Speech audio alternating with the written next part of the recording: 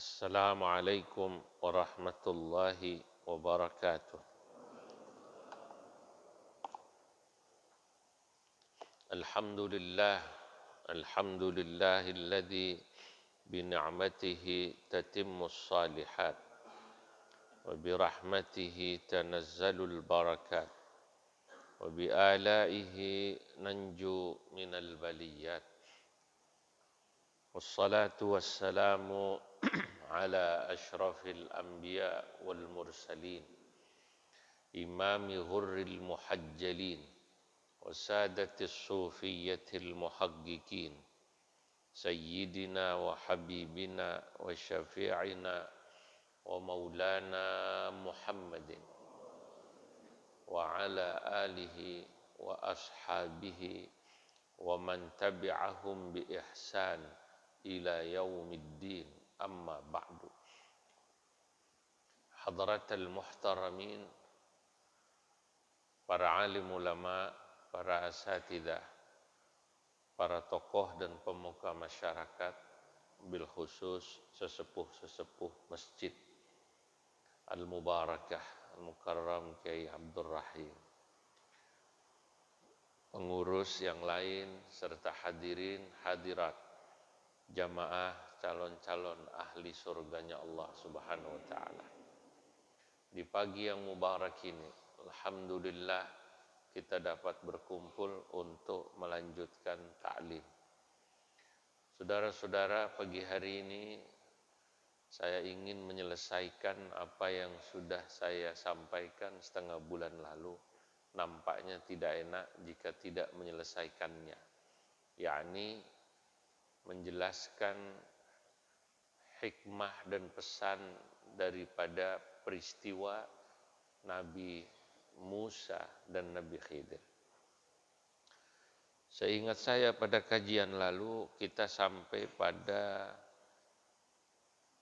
ayat yang menjelaskan Nabi Musa dan Nabi Khidir sesudah bersepakat kalau Nabi Musa ingin belajar ngaji, maka kata Nabi Khidir syaratnya adalah jangan tanya gitu ya, jangan tanya atas apa yang saya lakukan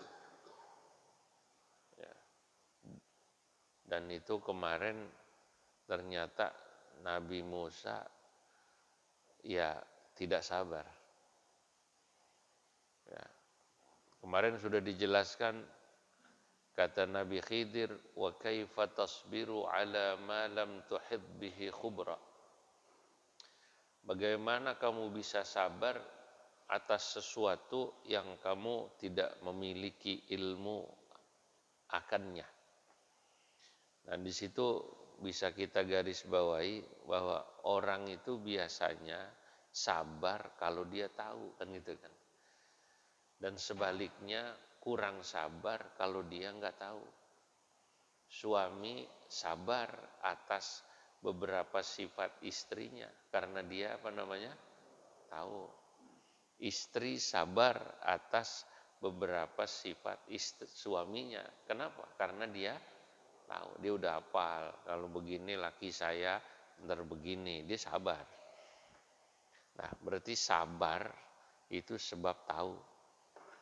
Nah, itu ada baiknya memang kita tuh tahu sesuatu agar kita sabar dalam hal apapun. Termasuk sabar karena kita mengetahui tentang bagaimana Allah Subhanahu wa taala ya melakukan sesuatu dan menghendaki sesuatu.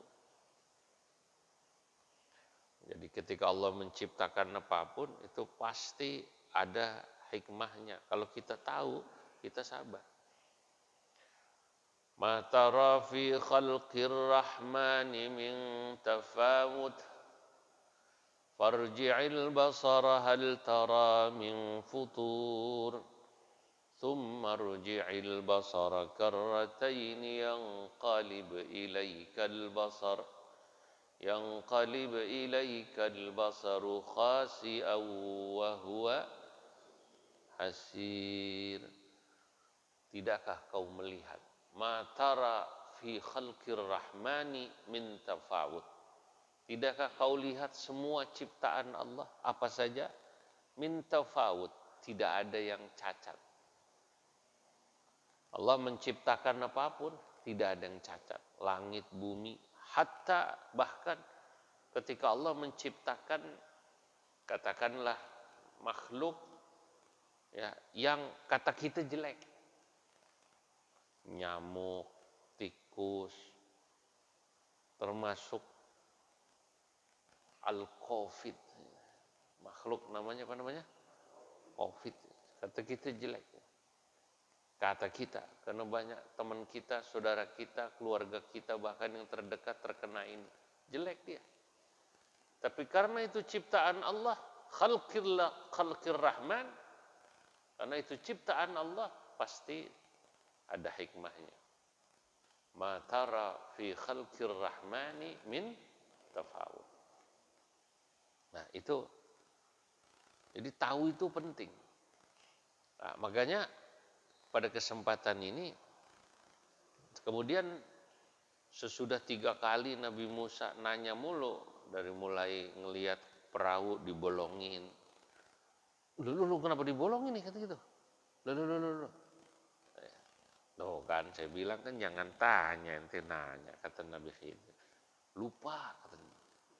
Yang pertama bilangnya lupa. Yang kedua ada anak kecil yang belum balik tahu-tahu dipukul kemudian meninggal. Salah apa ini kata? Aqatalta nafsan zakiyatan bighairi nafsin laqad ji'ta syai'an nukra. Kenapa anak yang enggak punya salah kayak begini tahu-tahu ditabok, dibunuh katanya. Loh kan saya bilang jangan tanya. Iya lagi. Ya udahlah. Ini saya nggak nanya, kalau ntar saya nanya lagi, berarti saya emang udah nggak bisa ngaji, nggak bisa ngikutin. Ya udah. Yang ketiga, nyampe di satu kampung, kecapean Nabi Musa dan Nabi Khidir, kemudian berharap disuguh oleh penduduk kampung itu, ternyata tidak dikasih suguhan. Nanti secara fikih, nyuguh tamu itu hukumnya sunnah apa wajib katanya. Hukumnya kata para ulama fikih sunnah nyuguhin tamu. Nah, oleh karena sunnah, ya kalau menurut pendapat ini yang berkata sunnah, si tamu tidak boleh minta disuguhin. Ada yang bilang nyuguhin tamu itu wajib. Kok wajib? Ya kalau tamunya kelihatan lapar banget gitu. Nah, makanya kita lihat kalau ada tamu, kita lihat kayaknya seger, itu sunnah aja, dikasih teh boleh, enggak boleh gitu. Tapi kalau tamunya kelihatannya lemes banget, wajib tuh. Nih, lemes banget itu kelihatannya, kelaparan, itu wajib. Lah, menurut ahli fikih dan sebagian ulama, Nabi Musa dan Nabi Khidir itu sampai minta disuguhi.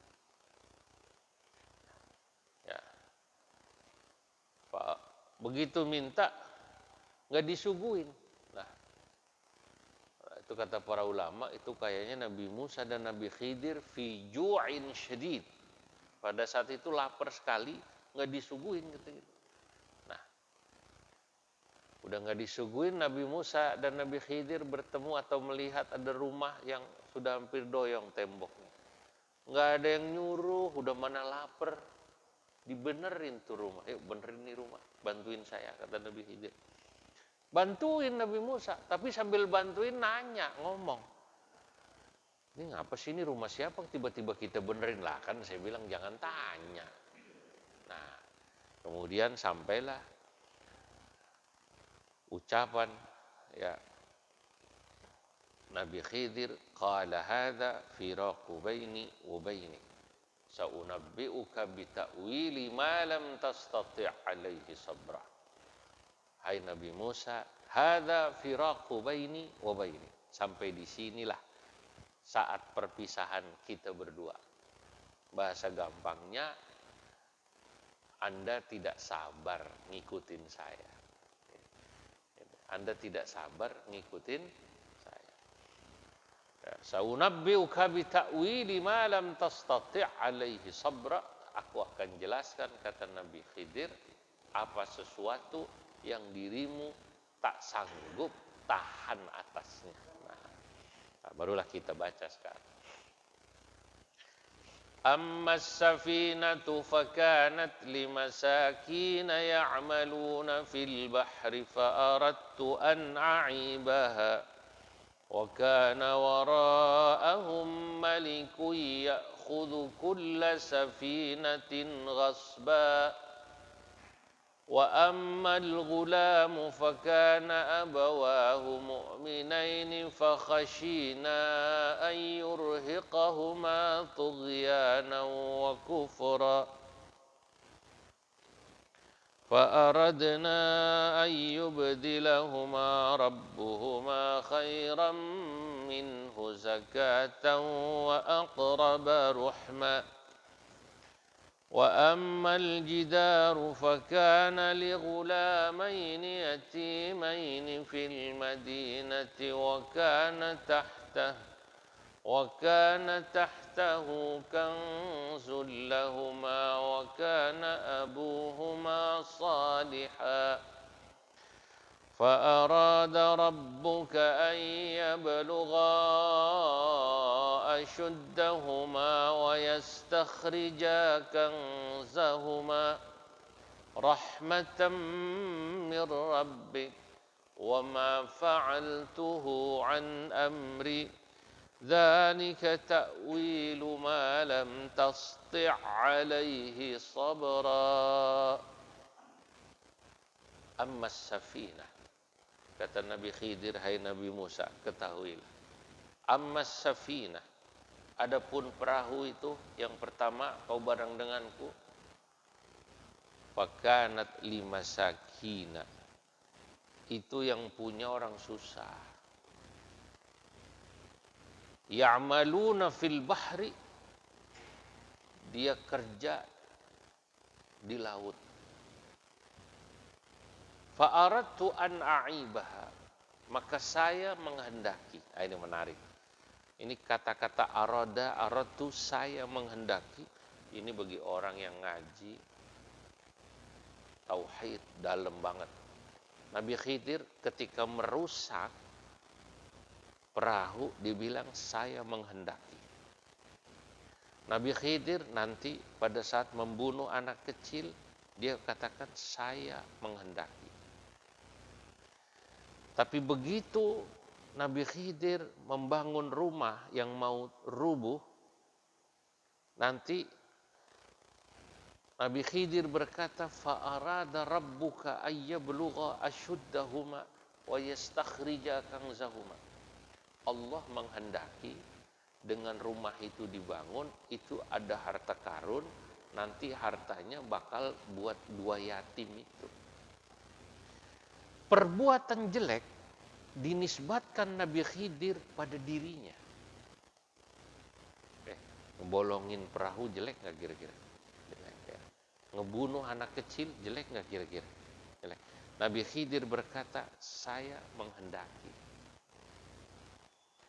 Iradah, itu saya menghendaki. Arada, itu iradah ya. Kudrat, apa namanya? Iradah. Saudara-saudara, kalau kita bicara hakikat, semuanya yang terjadi kehendak Allah. Betul apa tidak? Tapi kita diajari yang namanya akhlak. Kalau yang jelek, jangan dinisbatkan kepada Allah, tapi nisbatkan pada kita. Sama kayak ketua panitia, kalau sambutan acara, saudara-saudara, inilah kemampuan kami atas nama panitia. Yang baik datangnya dari Allah, yang jelek datangnya dari kami, kan gitu kan? Itulah akhlak.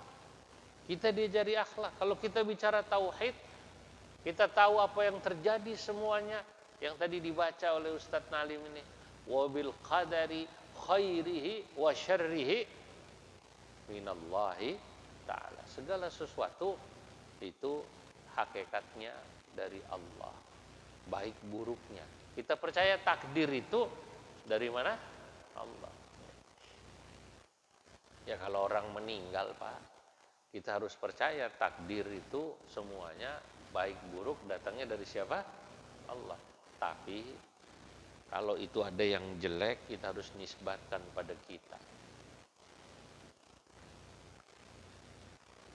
Ada orang sakit, ada orang batuk, gitu kan? Lu kenapa batuk? Nggak tahu nih. Allah pengen saya batuk, kurang ajar lu kata kita.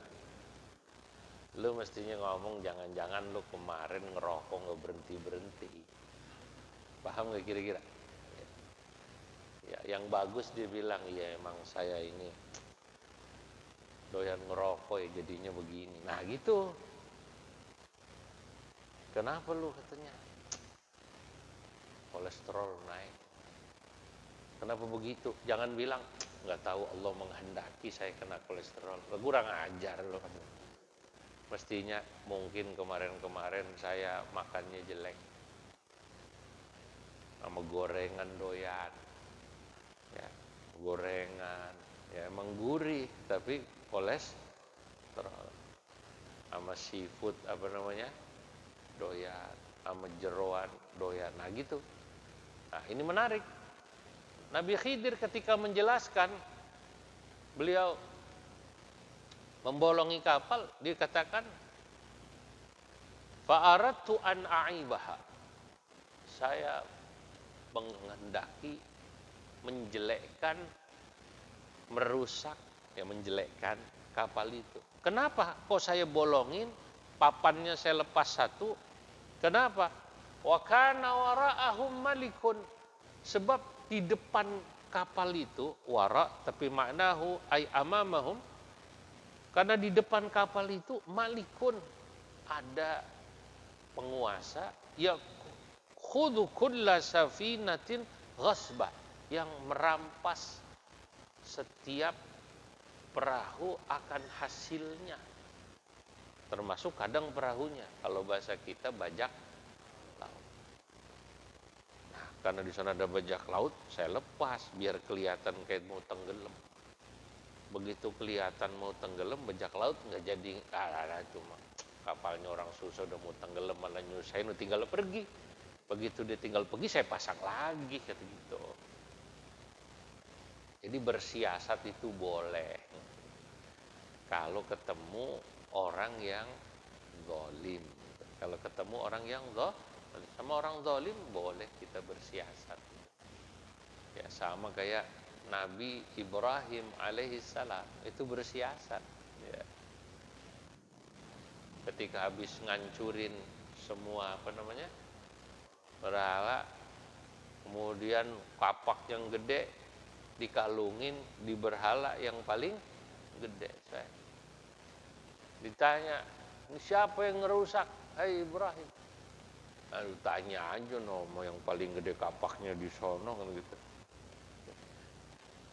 Gimana orang dia nggak bisa ngomong, lu tanya lah. Itu makanya kata Nabi Ibrahim, saya bingung, Anda ini aneh. Wong dia ditanya nggak bisa jawab, nggak bisa ngapa-ngapain, kenapa ente sembah? Kurang aja. Tapi raja itu tahu kalau yang ngerusak Nabi Ibrahim karena memang dia yang nggak ikut peribadatan. Nah ini itu yang pertama. Jadi dijelaskan hikmahnya. Nabi Musa tidak tahu akan adanya bajak laut. Ya karena Nabi Musa, satu, bukan orang situ. Kedua, Nabi Musa memang juga belum dikasih tahu sama Allah. Nah ini menunjukkan bahwa ya tahu atau tidak tahu itu sesuatu yang memang semua pemberian Allah. Orang tuh nggak boleh sombong, Pak. Kalau dia pinter tafsir hadis fikih, jangan merasa dia hebat lalu mengecilkan yang lain. Ya, Anda itu hanya dikasih tahu, dikasih ilmu Allah bab itu. Bab tafsir, bab hadis, bab fikih. Boleh jadi yang lain Anda tidak tahu.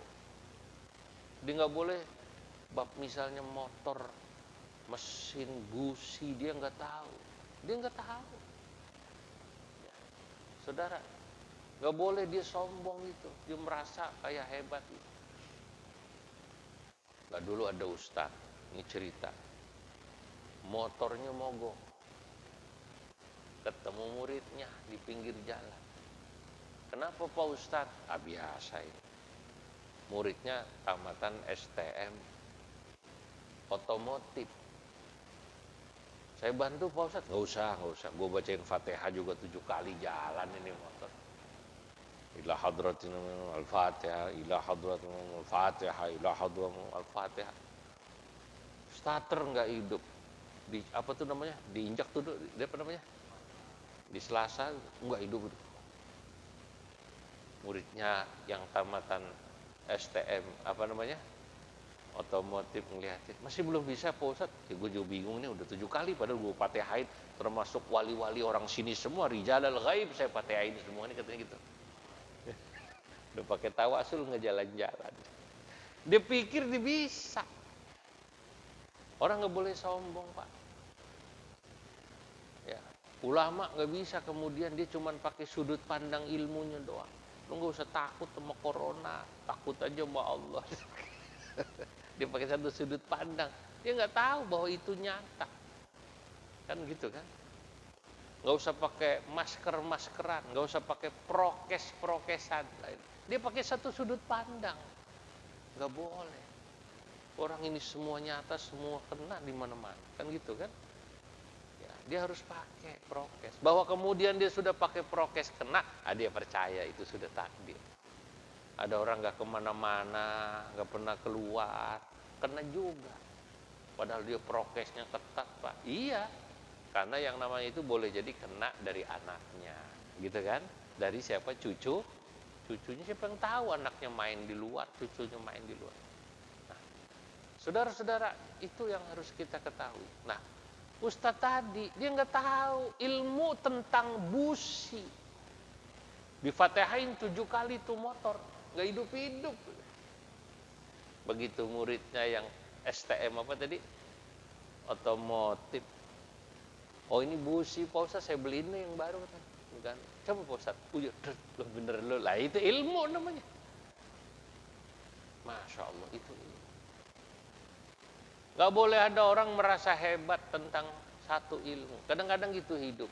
Saya dikasih ilmu sesuatu, Anda boleh jadi tidak dikasih. Sebaliknya, boleh jadi Anda dikasih ilmu tentang sesuatu, saya tidak tahu. Masya Allah. Laki-laki, bapak pejago dia, benerin genteng. Wah, pejago. Goreng bakwan gak ngerti dia. Bikin bakwan nggak ngerti. Nah, bakwan dikasih gula. Pak, itu mah bukan bakwan, kata bininya, empleng. Jadinya bukan bakwan, namanya apa namanya? Empleng, terigu, dipikir bakwan gitu-gitu. Lah ilmunya dia nggak punya. Nabi Musa boleh jadi bab ilmu syariat luar biasa, tapi bab ini Nabi Musa tidak dikasih tahu. Jadi gitu Pak. Apakah orang boleh merasa kalau dia memiliki ilmu, katakanlah ilmu agama seperti tafsir, fikih, hadis, tauhid, dia merasa lebih hebat? Saudara-saudara, tidak. Orang belajar tafsir, belajar hadis, belajar fikih, belajar tauhid, belajar tasawuf, itu dia hanya sedang mempelajari sesuatu yang lebih mulia, sesuatu yang dipelajarinya. Yakni kalau dia belajar tafsir, dia mempelajari firman Allah. Jadi tema yang dia pelajarinya memang lebih mulia daripada orang yang belajar mesin motor. Paham nggak nih kira-kira? Daripada orang yang belajar tentang ekonomi, tentang virus, tentang matematika. Jadi objek yang dipelajari memang lebih mulia karena objeknya adalah kalamullah, firman Allah, ucapan Nabi, objek. Ya betul. Tapi hasil belum tentu. Anda belajar tafsir, Anda belajar hadis, Anda belajar fikih, apakah nanti hasilnya membuat Anda lebih baik daripada orang yang belajar matematika, fisika, ekonomi, kedokteran, termasuk otomotif? Apakah berarti yang belajar ini lebih hebat nantinya sesudah dia belajar? belajar tafsir hadis fikih daripada yang belajar ekonomi dan sebagainya tadi? Belum tentu. Kalau yang dipelajari betul, Quran, tafsir, hadis, fikih lebih mulia daripada mesin motor. Paham gitu kira-kira? Tapi masalah hasil belum tentu. Sebab ilmu, saudara-saudara, yang bermanfaat itu ukurannya adalah nanti sesudahnya. Bagaimana sesudah dia belajar? Kalau dia sesudah belajar fikih, tafsir, hadis, tasawuf, menjadi lebih dekat dengan Allah, baru sempurna. Ada belajar firman Allah, menjadi kemudian dekat dengan Allah, sempurna nilai. Tapi bisa jadi ada orang belajar fikih, tafsir, hadis, tidak membuat dia lebih dekat dengan Allah, tambah sombong. Sementara yang belajar ekonomi, belajar kedokteran, belajar fisika, dan lain sebagainya, membuat dia semakin tawadhu, membuat dia semakin rendah hati, menjadi lebih mengenal Allah Subhanahu wa ta'ala. Maka yang belajar ilmu-ilmu tadi yang kata kita, bukan ilmu agama kata kita, karena itu ilmu virus, ilmu kedokteran, ilmu fisika, ekonomi, matematika, otomotif. Tapi ternyata begitu dia belajar itu, Masya Allah, dia semakin dekat dengan Allah. Itulah ilmu yang manfaat. Saudara-saudara hadirin, itu kenapa dulu Nabiullah Dawud alaihissalam oleh Allah Subhanahu wa ta'ala diperintahkan. Apa kata Allah? Ya Dawud, ta'allamil ilman nafi'. Hai Nabi Dawud, belajarlah kau ilmu yang manfaat. Carilah olehmu ilmu yang manfaat. Nabi Daud balik bertanya kepada Allah Subhanahu wa ta'ala, "Wa mal ilmun nafi'u ya Rabbi?" Apakah ilmu yang manfaat itu ya Allah? Qala, Allah mengatakan, "Huwallazi yuqarribuka ilayya." Ilmu yang manfaat itu adalah ilmu yang membuat dirimu lebih dekat kepadaku. Masya Allah. Saudara, ini saya baca dalam syarah Minhajul Abidin yang ditulis oleh Syekh Mahfud Termas. Ya, saya baca syarahnya, saya temukan penjelasan ini. Kata Allah, hai Nabi Daud, ilmu yang manfaat itu adalah ilmu yang membuat dirimu menjadi lebih dekat pada aku. Belajar otomotif, belajar tata boga, bikin makanan, belajar ekonomi, kalau membuat dia lebih dekat dengan Allah berarti manfaat. Gak mestinya kalau orang belajar tafsir, belajar tauhid, belajar tasawuf kayak kita sekarang, mestinya kudu lebih dekat pada Allah Subhanahu wa ta'ala. Kenapa? Karena kita langsung mempelajari firman-firman Allah, mestinya gitu. Kalau sampai ada orang udah belajar tafsir, belajar hadis, belajar tasawuf, belajar tauhid, kok tidak semakin dekat dengan Allah? Ya, malah semakin jauh, tambah sombong, berarti sayang. Bukan salah tafsirnya, bukan salah hadisnya, salah orang. Inilah orang yang kata Nabi dalam hadis. Beliau katakan, man izdada ilman walam yazdad hudan lam yazdad minallahi illa bu'dan. Barang siapa orang yang bertambah ilmunya tapi tidak bertambah hidayahnya, kok nggak tambah dapat hidayah? Perasaan udah ngaji sono sini, tapi mulutnya masih ngomongin orang mulu, tapi hatinya selalu jelek kepada sesama manusia. Isinya buruk sangka, isinya kebencian, hatinya kotor, dipenuhi dengan amarah. Sayang sekali, lam yazdad minallahi illa bu'da. Dia ngaji, ilmunya banyak, dia belajar, ilmunya banyak, tapi tambah jauh dari Allah Subhanahu wa ta'ala. Naudzubillah min dzalik. Nah, baik itu. Itu tentang ilmu di sini. Yang kedua, wa ammal ghulamu fakana abawahu mu'minaini. Adapun anak kecil itu, kata Nabi Khidir, fakana abawahu, maka kedua orang tua anak kecil itu, mu'minaini, adalah mukmin dua-duanya. Bapak ibunya soleh anak kecil itu. Fakhashina ayyurhiqahuma tughyana wa kufra. Maka saya khawatir itu nanti kalau gede dia jadi preman. Udah preman nyusahin orang tuanya mulu. Kalau cuma nyusahin minta duit masih belum seberapa. Ini nyusahin yang lain-lain. Bapak ibunya kalau nggak ngasih duit dipukulin. Ya, ada nggak yang kayak begitu anak tuh kayak gitu? Kalau kita baca berita-berita ada ya. Ya, minta apa nggak dikasih, bapak ibunya dipukulin. Naudzubillah min. Bahkan ada yang sampai orang tuanya dibunuh gara-gara anaknya kayak begitu, minta sama orang tua nggak dikasih, orang tuanya dipukul. Nah, Nabi Khidir dikasih tahu oleh Allah Subhanahu wa taala tentang anak ini bagaimana kalau ntar gede. Waktu kecil belum kelihatan, tapi Nabi Khidir dikasih tahu Allah. Ya, berarti Nabi Khidir dikasih tahu ilmu tentang sesuatu yang akan terjadi nanti. Subhanallah. Jauh kan? Kalau tadi perahu, Nabi Khidir dikasih tahu karena kelihatan perahunya. Di depan itu ada bajak laut, kelihatan mata. Kalau ini anak kecil, saudara-saudara, bagaimana nanti dia 10 tahun lagi? Kan belum kelihatan mata. Tapi Nabi Khidir oleh Allah Subhanahu wa taala dikasih tahu. Ntar gedenya jadi preman yang nyusahin orang tuanya, bahkan mau ngebunuh kalau dia sampai gede.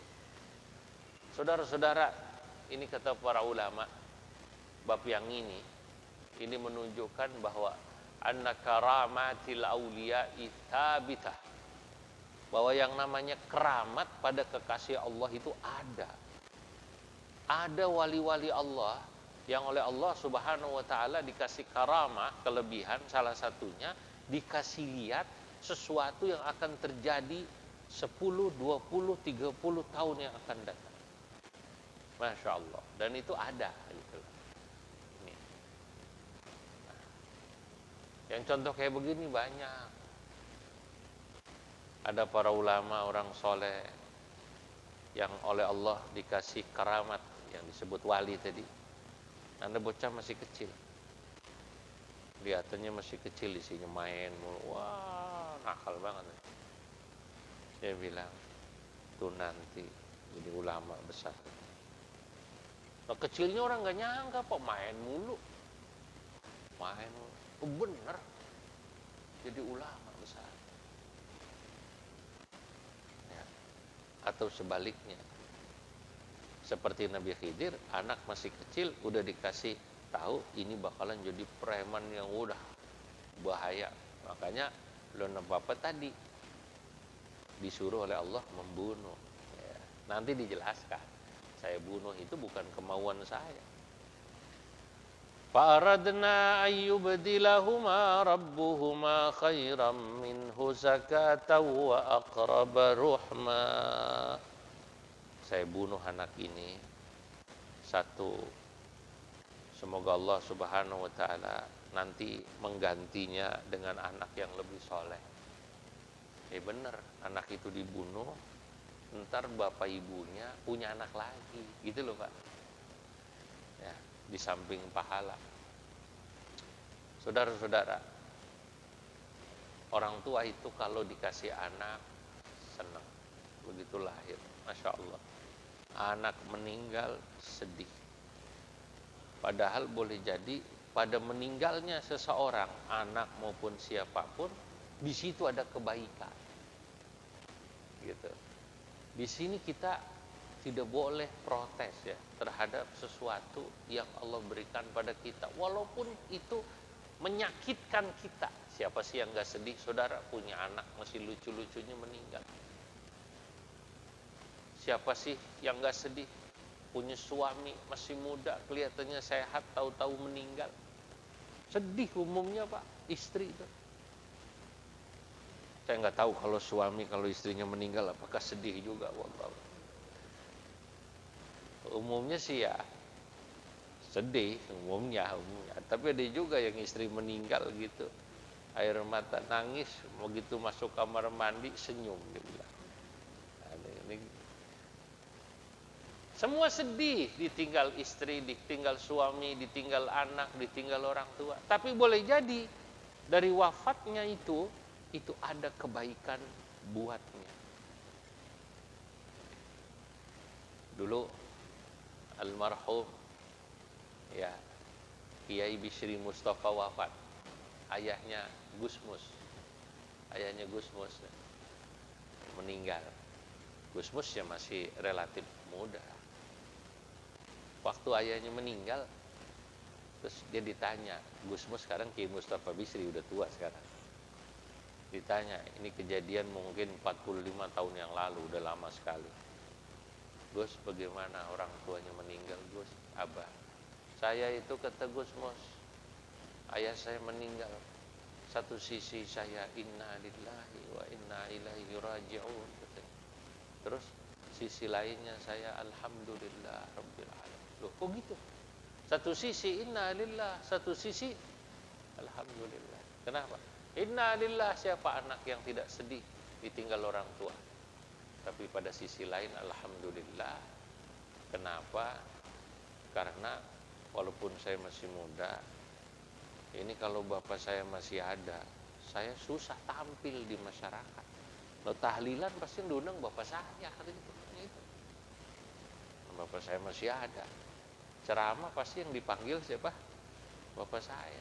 Bapak saya meninggal, akhirnya gara-gara orang tua saya meninggal, saya dipanggil ngimamin tahlil minimal begitu.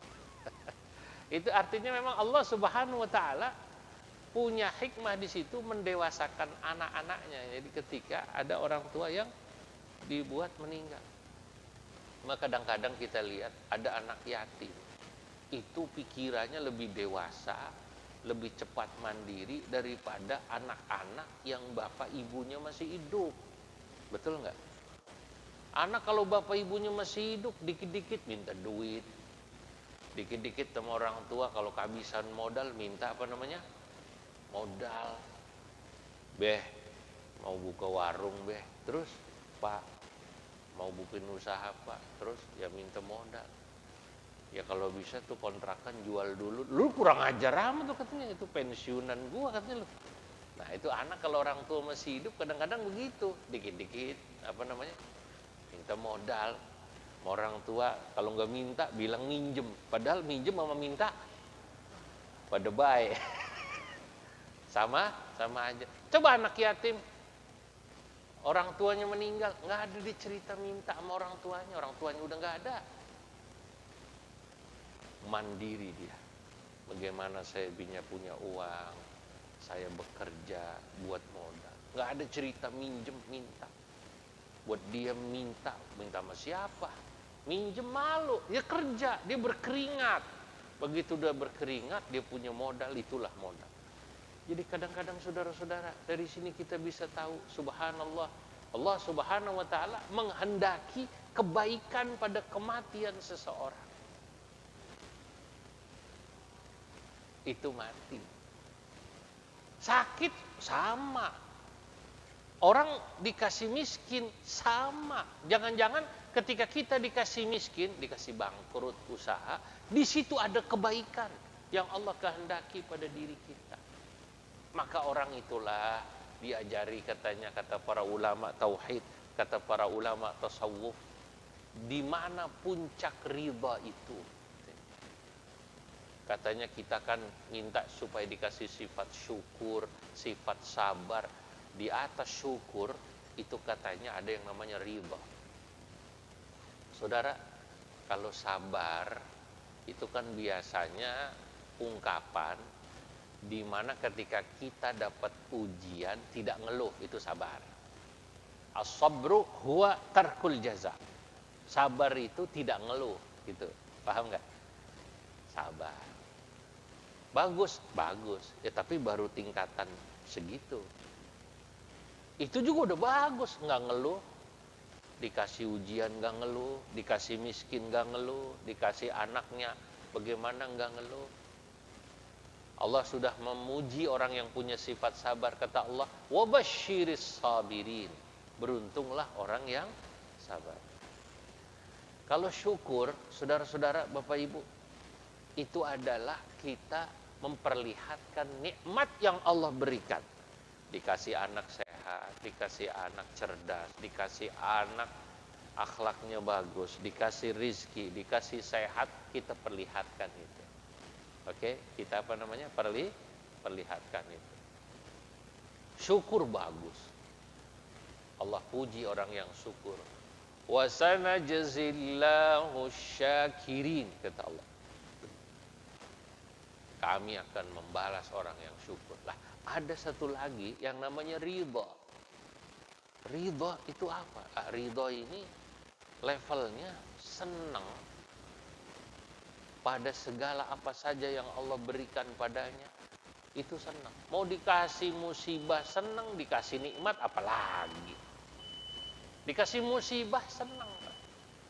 Apalagi dikasih nikmat. Nah, ini susah. Kalau sabar kan dikasih musibah cuma tahan doang, nggak ngeluh. Kalau yang sudah sampai tingkatan ridha, dikasih musibah, bahkan senang dia. Itulah seorang sufi wanita bernama Rabi'ah Al-Adawiyah ketika ditanya, apa hakikat ridha dan puncak daripada sifat ridha seseorang? Ya, katanya, idza sarrat huddarra wal bala kama sarrat hul musibah.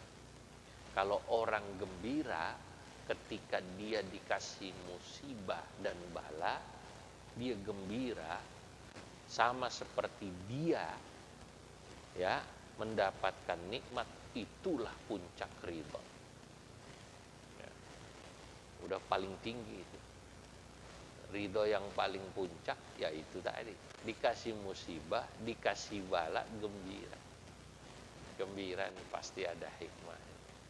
Gembira, nggak pernah sedih. Ya dinikmati aja, nggak perlu kemudian ngeluh apalagi. Nah ini saudara-saudara. Terakhir, ayat terakhir. Wa ammal jidaru fakana li ghulamaini yatimaini fil madinah wa kana tahtahu kanzun lahuma wa kana abuhuma salihah. Wa ammal jidaru, adapun rumah itu, kata Nabi Khidir, yang kita bangun tadi, kita benerin, fakana li ghulamaini, itu yang punya dua anak yatimaini, yang yatim, bapaknya udah pada meninggal. Wa kana abuhuma salihah wa kana tahtahu kanzul lahuma, dan di bawah rumah itu sebenarnya ada harta yang disimpan oleh kedua orang tua. Wa kana abuhuma salihah, bapak ibu daripada dua anak yatim itu saleh, dua-dua. Fa arada rabbuka ay yablugha ashuddahuma wa yastakhrija kanzahuma. Allah menghendaki agar harta itu tersimpan. Nah, ini disebut Allah menghendaki. Nah, ini menarik. Kalau sesuatu yang baik nisbatkan kepada siapa? Allah. Bolongin kapal, ngebunuh anak kecil itu perbuatan yang secara zahir jelek. Maka Nabi Khidir tidak menisbatkan itu kepada Allah, tapi menisbatkan kepada diri. Makanya kalau yang jelek-jelek, jangan bilang katanya Allah yang mau. Paham kan? Walaupun hakikatnya ya gitu loh. Kita harus bisa membedakan antara hakikat dengan bahasa basi. Di sini ada bahasa basi, ada etika, ada adab.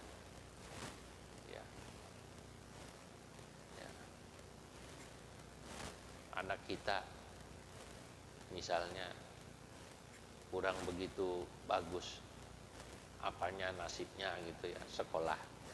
Kalau nggak sekolah ya ekonominya. Kalau nggak sekolah nggak ekonomi, boleh jadi akhlaknya. Ditanya orang, bagaimana? Ya emang mungkin gua ngedidiknya kurang bagus. Udah gitu. Paling saya dulu ngedidiknya kurang bagus. Itu etikanya begitu. Jangan kita bilang, gimana anak lo? Allah maunya gitu kali. Waduh, langsung main Allah aja lo. Allah maunya begitu kali. Waduh, langsung main apa namanya? Allah. Jadi kalau jelek, dia bilang siapa? Allah. Sebaliknya kalau anaknya bagus, sekolahnya bagus, akhlaknya bagus, nasibnya bagus, jadi orang yang baik. Ditanya, bagaimana anakmu? Sukses ya anaknya ya. Masya Allah, akhlaknya bagus. Allah yang memberikannya yang terbaik. Alhamdulillah. Begitu. Walaupun dia ngedidik gitu loh. Dia juga ngedidik sebenarnya. Dimasukin ke madrasah, di pesantrenin, di sekolahin. Walaupun hakikatnya dia. Tapi kalau anaknya bagus, dia bilang, siapa tadi? Allah. Tapi kalau kebetulan kurang bagus, dia jangan langsung main siapa bilang? Allah. Bilang, mungkin saya ngedidiknya kurang bagus, waktunya kurang buat ngedidik anak. Begitu etikanya. Nah, ini penting nih. Kadang-kadang kita main Allah aja kalau jelek gitu. Nah. Fa arada rabbuka ay yablugha ashuddahuma wa yastakhrija kanzahuma. Allah menghendaki agar hartanya si anak yatim itu supaya bisa sampai tuh anak gede. Sebab kalau rumah itu rubuh, nggak kita bangun, temboknya rubuh, harta karunnya kelihatan. Kalau kelihatan ditaruh di situ, ntar diambilin orang. Maka atas perintah Allah, saya suruh ngebenerin. Rahmatan mir rabbik, dan ini adalah rahmat kasih sayang dari Allah. Wa ma fa'altuhu an amri, lah di sini menarik. Dan apa yang saya lakukan semua, dari mulai bolongin kapal, dari mulai yang tadi nabok anak kecil sampai mati, termasuk ngebenerin rumah yang rusak ini, wa ma fa'altuhu an amri, tidak saya lakukan karena keinginan saya, bukan. Ai innama fa'altuhu li amrillahi wa wahyi. Tapi saya mengerjakan ini karena perintah Allah dan wahyu dari Allah. Nggak boleh kita main ngikutin gaya Nabi Khidir, ketemu anak kecil ditabok, duak lu anak kecil lu nggak punya salah, lu tabok, ntar gedenya jadi bajingan nih katanya. Enak aja. Nggak boleh. Kok begitu? Lah kecilnya kayak begini badungnya, begitu katanya. Nggak boleh. Kalau ini Nabi Khidir karena memang apa tadi perintah Allah. Wa ma fa'altuhu an amri, saya tidak melakukannya karena keinginan saya. Ay wa inna ma fa'altuhu li amrillahi wa wahyi, tapi saya melakukan ini karena perintah Allah dan wahyu dari Allah. Dzalika ta'wilu ma lam tasti' alaihi sabra. Hai Nabi Musa, itulah penjelasan atas apa yang kau tak sabar untuk mengikutinya. Tidak sabar karena memang belum dikasih apa namanya? Tahu. Kita sudah paham. Saudara-saudara, pada yang terakhir ini menarik. Ada anak yatim, karena kesolehan orang tuanya, Allah rahmati dia. Baik. Ini kata para ulama menunjukkan bahwa kesolehan orang tua itu, saudara-saudara, bermanfaat pada anak cucu. Bahkan dalam satu riwayat sampai 7 turunan. Di dalam tafsir dijelaskan, kalau engkongnya, bapaknya ahli ibadah dulu, tuh insya Allah anak cucunya 7 turunan itu insya Allah akan dapat kebaikan dan rahmat Allah atas kesolehan bapak ibunya, kakek nenek. Subhanallah. Maka kita beruntung kalau punya orang tua. Bapak kita dulu ahli puasa, bapak kita dulu, kakek kita dulu ahli ziarah, ahli tawasul, atau orang tua kita, kakek kita, bapak kita senang ngaji sama ulama, aktif di masjid, orang soleh, akhlaknya ibadahnya. Beruntung kita. Kenapa? Insya Allah ya, kesolehan orang tua itu akan bermanfaat bagi anak cucunya. Bahkan dalam tafsir ini dijelaskan 7 turunan ke bawah. Maka kalau kita melihat saudara-saudara dalam kehidupan, Ada orang, bapaknya kelihatannya biasa aja. Nah, bapaknya sih kuli bangunan, anaknya bisa hafal Quran ya, begitu katanya gitu. Bapaknya apa namanya, kuli bangunan, kok anaknya bisa hafal Quran ya, katanya gitu. Tak dulu, coba cek engkongnya. Engkongnya petani, cek lagi buyutnya. Jangan-jangan dulu buyut. Jadi kesolehan orang tua ya nurun ke anak. Mana dalilnya? Ini ayat ini. Wa kana abuhuma salihah. Itu anak yatim itu, dua orang itu kata Nabi Khidir, bapak ibunya soleh. Maka Allah memberikan kasih sayang kepada anak yatim itu karena kesolehan bapak ibunya. Ajib, Masya Allah. Jadi ini penting, Pak. Kita berusaha jadi orang baik itu penting. Bukan untuk diri kita juga, sendiri saja. Tapi juga buat anak cucu kita. Kalaupun misalnya maaf, pada saat kita hidup, kita lihat anak kita belum begitu kelihatan benar. Kadang-kadang begitu, ada ya orangnya. Ketika dia hidup, dia lihat anaknya kayaknya belum begitu kelihatan benar. Gak usah khawatir. Kesolehanmu, ya, insya Allah yanfa'udz dzurriyyah, akan bermanfaat buat anak cucu. Banyak ceritanya. Anak yang ketika bapak ibunya masih hidup bader, tahu bader ya? Nakal. Begitu orang tuanya meninggal, luar biasa, berubah pelan-pelan. Kata kita, si Fulan ya, Masya Allah, nggak nyangka lu sekarang ibadahnya. Oh gitu, kok bisa begitu? Nggak tahu itu. Terus bapak orang tuanya pada nggak ada, baru lah itu. Rahmatan min rabbik, Allah memberi rahmatnya. Dengan apa tadi? Mengabulkan doa orang tuanya. Orang tuanya yang soleh itu pasti berdoa. Rabbana hablana min azwajina wa dhurriyyatina qurrata a'yun waj'alna lil muttaqina imama. Ya Allah, jadikan anak saya, anak cucu saya ya Allah, anak-anak yang soleh, anak-anak yang baik. Pada saat dia hidup, kelihatannya belum kelihatan tuh anak cucunya. Belum kelihatan banget kesolehannya. Begitu dia meninggal, tadi Allah mengabulkan anak cucunya jadi anak yang baik. Rahmatan mir rabbik. Subhanallah. Allah memberikan rahmat. Jadi nggak usah merasa sedih kalau kita belum lihat anak kita kok kayaknya kelihatan. Nggak usah sedih, doa aja kita. Tugas kita cuma apa namanya? Doa. Tugas kita jadi orang yang baik. Rabbi habli minas salihin. Tugas kita jadi orang baik sambil kita berdoa. Allah akan merahmati kesolehan orang soleh, dan karenanya biasanya kesolehannya orang soleh, bapak ibunya akan nurun manfaatnya buat anak cucu. Hadirin, inilah kajian kita pada pagi hari ini. Jadi pada setiap sebuah peristiwa itu ada hikmah, ya, termasuk pada adanya musibah ini. Kalau kita bilang, kenapa ya ini udah 2 tahun hampir, atau setahun setengah pandemi nggak berhenti-berhenti, nggak usah nanya loh.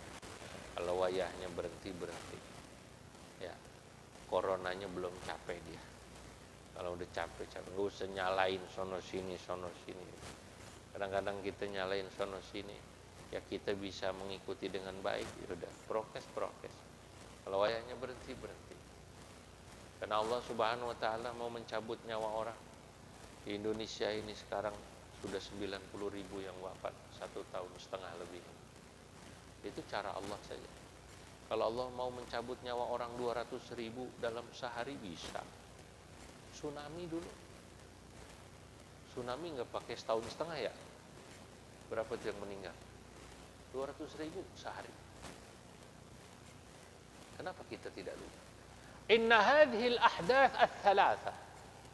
Cerita tentang Nabi Khidir pada Nabi Musa ini tatakarrar, akan terus berulang sepanjang zaman. Diceritakan di Quran tentang Nabi Khidir tadi, tapi peristiwa ini akan terulang sepanjang zaman sampai kiamat, Pak. Cuman cara Allah bentuknya lain-lain. Paham nggak? Ada pemimpin yang zalim, ada bajak laut yang zalim, ada aja. Kalau sono bajak laut, ini bajak vaksin, ada gitu. Ada yang bajak oksigen, ada bajak obat. Mumpung orang lagi pada butuh, diapain? Dimahalin, gitu kan? Mumpung orang lagi pada nyari, dimahalin. Sepanjang zaman ada orang kayak begitu tuh, ada. Ya sudah, kita laporin gitu. Ya nanti kalau ditangkap udah, nggak perlu kita kemudian sakit hati yang berlebihan. Ya marah boleh, tapi nggak perlu kemudian ada. Kemudian tentang anak yang nakal, yang kayak tadi itu ada. Termasuk tentang kenapa ada orang dibunuh atau meninggal, ada. Itu pasti ada hikmahnya. Jadi nggak usah kemudian terlalu heran. Kata para ulama, ini peristiwa 3 yang diceritakan ini itu akan berulang. Ya, bentuknya lain-lain. Kan tadi saya bilang, ya nggak usah heran, kemudian panik. Ada cerita ini sebagai penutup. Ketika Allah Subhanahu wa taala menciptakan Nabi Adam dan kemudian Nabi Adam dan Hawa, ibu Hawa beranak pinak, malaikat nanya, "Ya Allah, ini keturunan Nabi Adam udah mulai banyak nih. Jangan-jangan ntar nggak muat nih bumi." Ini dalam tafsir Ad-Durrul Mansur kan ketika ayat qala inni ja'ilun fil ardi khalifah. Kami akan jadikan bumi ini manusia sebagai khalifah. Malaikat awalnya ya begitu melihat pada beranak banyak banget, ada yang anaknya 5, 7, 10. Udah lama-lama nggak muat ini kata gitu. Bumi lama-lama nggak muat. Ya Allah, idzan la yasa'uhumul ardu. Ini bumi ntar nggak muat ya Allah kalau beranak terus anak Adam. Kata Allah, inni ja'ilun mautan. Aku ciptakan kematian. Jadi kematian itu dalam rangka membuat bumi supaya cukup. Ajib. Gak perlu kita pikir ini konspirasi global, konspirasi kapitalis yang menciptakan virus supaya katanya dunia yang susah-susah biar pada meninggal, kemudian penduduknya supaya kemudian cukup. Lu gak usah ngomong gitu. Allah emang udah mengatakan begitu. Gak ada, mereka juga akan terjadi begitu, Pak. Hebat sekali mereka punya rencana bisa ngebunuh orang dengan virus. Gak. Rencana Allah lebih hebat. Jadi kita harus ingat itu. Siapa yang merencanakan adanya kematian membuat kemudian dunia ini cukup buat kehidupan manusia? Siapa? Allah, bukan mereka. Nah, sehebat apa loh. Dia bikin virus, kalau gagal. Andai kata dibikin. Katakan ada orang sengaja bikin senjata gitu, gagal. Bikin bom aja kadang-kadang bantet nggak jadi. Ada orang mau bikin bom, kadang-kadang nggak jadi. Ada nggak? Bikin petasan yang gede itu kadang-kadang jadi nggak? Kadang-kadang wah nggak, mati katanya. Lah iya, tapi kalau Allah pasti. Nggak usah ya, inni ja'ilun mauta. Ketika malaikat bertanya, ya Allah, kalau anak Adam ini beranak pinak terus, lah nggak muat nih bumi. Gitu kata malaikat. Malaikat nanya, Allah katakan, inni ja'ilun mauta. Aku ciptakan kematian. Ini hadis ini panjang, kapan-kapan kita lanjutin. Ya, jadi gitu saudara-saudara. Gak usah heran. Kita pernah melihat ada gempa bumi yang menewaskan ribuan orang. Bahkan kita belum lama, ingatan kita baru sekitar 5 atau 16 tahun, kita masih ingat sehari Allah mencabut penduduk Indonesia. Berapa? 200.000 ya? Aceh. Masya Allah, tsunami sehari. Semoga manfaat, amin. Semoga Allah Subhanahu wa taala jaga diri kita, anak-anak kita semua ya dari berbagai macam musibah dan bala. Dan jikalaupun kita mendapatkannya, kita menjadi orang-orang yang ridha akan bala dan musibah itu. jadikan diri kita dan anak cucu kita min ahlil ilmi wa ahlil khair, termasuk orang yang ahli ilmu dan ahli kebaikan. Bismillahirrahmanirrahim. Allahumma salli wa sallim ala sayyidina Muhammad fil awwalin wal ubarik wa radiyallahu tabaraka wa ta'ala min sadatina ashabi rasulillahi ajma'in. Alhamdulillah rabbil alamin, hamdan yuwafi ni'amahu wa yukafi mazidah. Ya Rabbana lakal hamdu kama yanbaghi li jalalikal karim wa 'azimi sultan. Allahumma anfa'na bima 'allamtana wa 'allimna ma yanfa'una wa zidna ilman wa yaqina. Rabbana ighfir lana wa liwalidina warhamhuma kama rabbayana shaghira. Wa sallallahu ala sayyidina Muhammadin wa ala alihi wa sahbihi wa sallama walhamdulillahi rabbil alamin. Assalamualaikum warahmatullahi wabarakatuh.